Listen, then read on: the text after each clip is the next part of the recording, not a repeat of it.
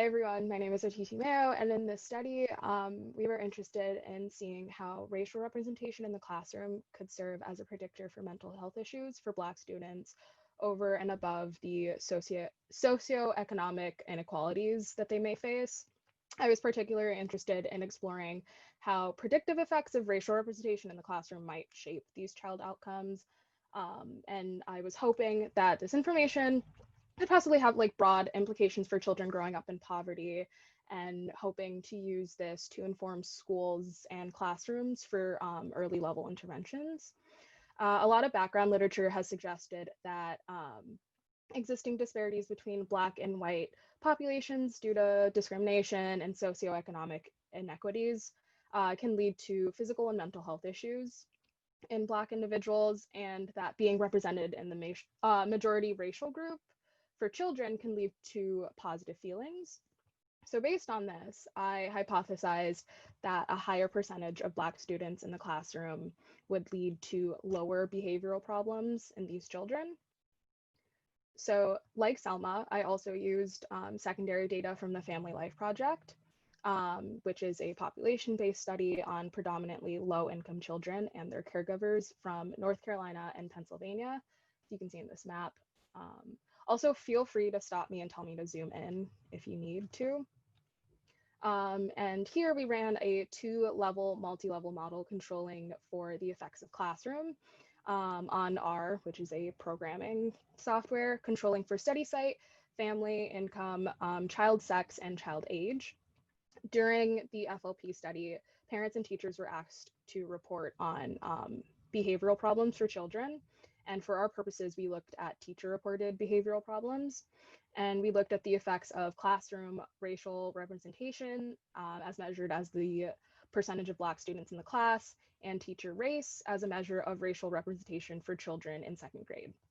So in this table in the bottom left here, you can see the correlations between the variables, with teacher race and percentage Black being moderately positively correlated. In our first model, when we excluded our variables of interest, income and child sex were significant predictors of child behavioral problems. However, once the effects of our racial variables were added, as seen here in our final model, let me zoom in for a Could you second. zoom in, OTD? Because yes, thank you. It is hard to see. Yeah, sorry about that. No worries. So as you can see here in our final model, percentage of Black students and teacher race were found to not be significant predictors of behavior. However, child sex and income remained so, which again is modeled here. That being said, the addition of race-related variables did decrease the significance of income to need ratio. And we also graphed the effects of income to needs ratio on predicted behavioral problems. There is an outlier here, which in a future analysis, we will run a sensitivity test to examine like the role of this outlier. But for the most part, higher income usually means lower behavioral issues in children. And again, on the right-hand side here, for descriptive purposes, we also graphed the effects of income to need ratio on predicted behavioral problems, teacher race on predicted behavioral problems, and then also the effects of the child sex on behavioral problems. So higher income, again, like I said, less behavioral problems, lower income more. Teacher race, although it wasn't a significant predictor, I felt it was valuable to show the effect that it does have. And then being female generally means that you have less behavioral problems than your male peers, which matches literature that we have on that. In the future, I would be interested in seeing how whether or not there are possible masking effects of income, because it was really interesting to see that our variables of interest being teacher race and percentage Black didn't have any significant any significant effect on behavioral issues. However, income still did, but it was lower. So I'm thinking that income might be masking the effects of whether or not, because we know that children that grow up in poverty do experience worser situations than their peers. They come into school less prepared than their peers do. So it'd be interesting to see whether or not that could possibly be why income has a significant effect on behavioral issues. I would also love to see and do a comparative analysis comparing white and Black children as well. And then finally, I think it'd be very valuable to see and compare teacher-reported predicted behavioral issues versus parent-reported issues, because we do know that children act differently at home versus at school. Parents may see more internalizing effects versus externalizing effects. So externalizing would be like acting out. Internalizing would be being more like quiet, reserved, depressive, sort of things like that. Finally, special thanks to Heidi and Vicky and MSROP for this amazing opportunity. Who knew research could be this fun? And to my mentors, Kira and Mariah, and everyone at the Basel Lab for just believing in me and keeping me going. Selma for being my MSROP buddy as well. And then finally to my partner for being my sounding board and calming me down during those late night paper writing sessions. Thank you.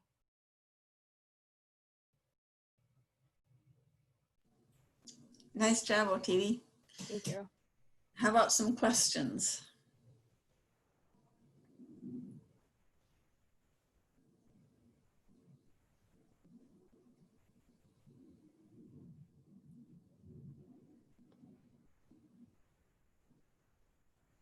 Or complaints. I'll take complaints too.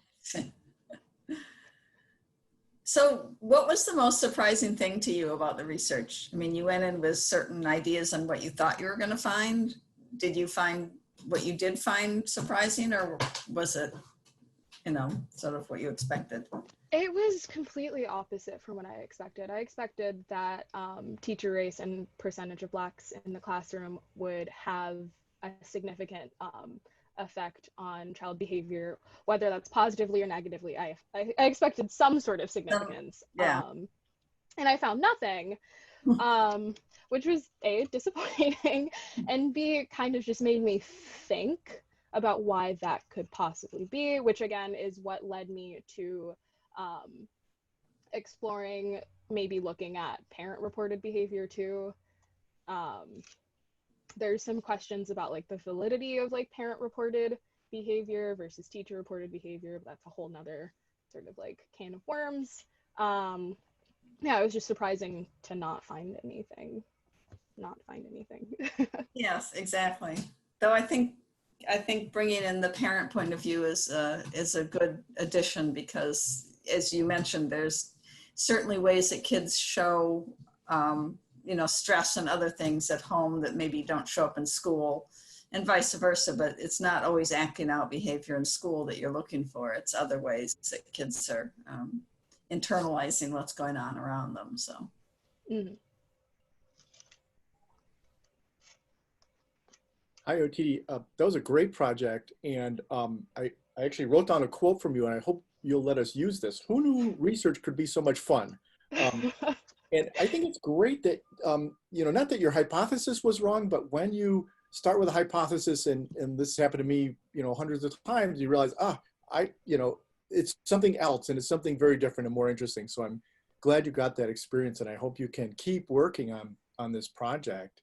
Is the parent-reported behavioral issues, is that part of the FLP data, or would you have to go and get more data?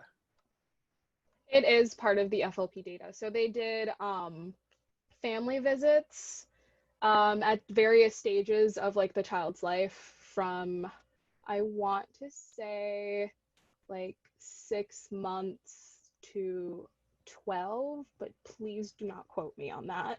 And then they also followed them in the classroom too. So they had teacher reported data too from kindergarten to, I believe, 3rd grade, or 5th grade, one of the two. So it was like a longitudinal study. So they have both. Great, thank you. Yeah, of course.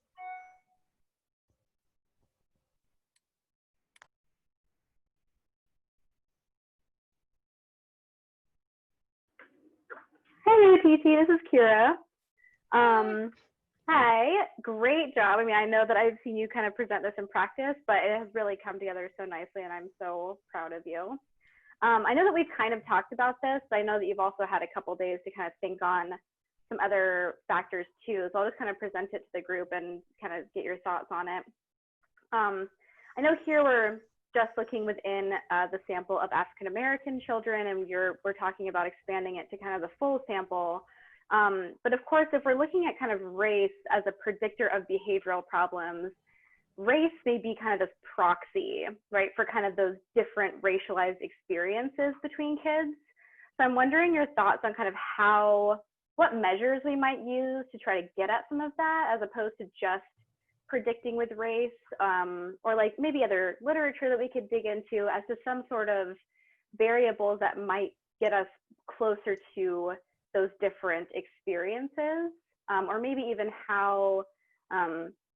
what factors are leading this representation in classrooms to be shaping behavior. So kind of some of those more intermediary variables that you've been thinking about. If in a perfect world, we could have any possible data, are there certain pieces that you'd be most interested in looking at?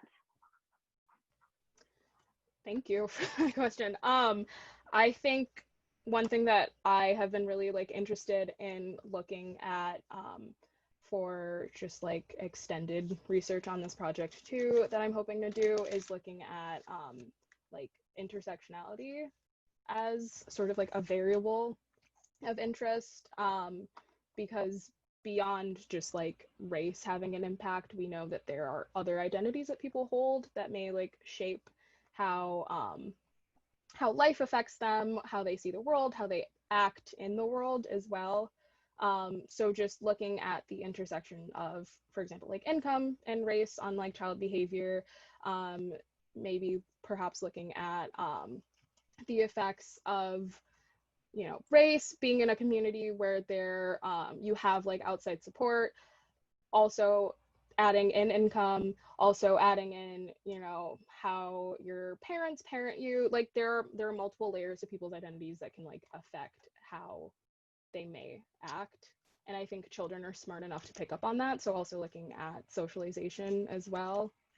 I hope that answers your question. Yeah, I think this idea of intersectionality that you've been thinking about has been really interesting. And honestly, I have not dug into the intersectionality literature too much. But I think the more you dig into it, it'll be super interesting to see how you're thinking about measuring that and kind of representing that with variables or with statistics. So I'm looking forward to seeing what you do next. Thank you. I was really looking at measuring cortisol levels too. Whether that's cortisol levels, maybe comparing how a Black and low income person might respond to something that is like racially charged versus someone who identifies as like white and high income or white and low income, or just even looking at like daily cortisol levels too, whether they're higher on average for Black children who are also low income versus like white children. And then finally, I've been really interested in sort of like these daily diary studies that ask people to sort of like track their feelings and things like that over the course of a period of time.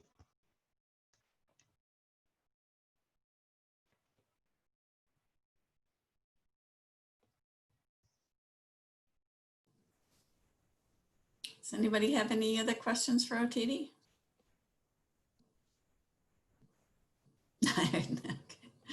We're all nodding, yes. Really nice job, Otiti. So thank you very much. Thank you.